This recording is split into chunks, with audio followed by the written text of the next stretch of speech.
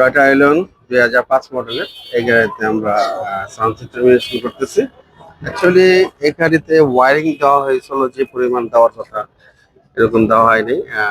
চিকন তার ওয়ারিং দিছে, যার কারণে অ্যাম্প তাড়াতাড়ি বন্ধ হয়ে যেত, লোড নিত না। তা আমরা 100% কপারে মোটা কেবল ইউজ করতেছি, এটা দিয়ে ওয়ারিং করতেছি।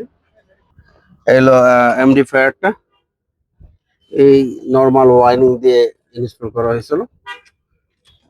এই যে ওয়ারিং, সাউন্ড কোয়ালিটি ওরকম বেটার আসতো না। প্লেয়ার হলো চায়না প্লেয়ার। তা আমরা ডিসিশন নিলাম যে সাউন্ড কোয়ালিটি কিভাবে ভালো করা যায়, তার জন্য আমরা এখানে ইনস্টল করতেছি একটা প্রসেসর। যে প্রসেসর আপনার সাউন্ড কোয়ালিটি, ক্লিয়ারিটি এবং লাউড দুটোটাই হবে। ডোর স্পিকার লাগানো আছে আলপাইনের কম্পোনেন্ট। ওই স্পিকার দিয়ে আমরা এই প্রসেসরটা ইউজ করব। আর এটা ইউজ করতেছি আমরা শুধু সাবউফারের জন্য, কিকারের সাবউফার ইনস্টল করা আছে।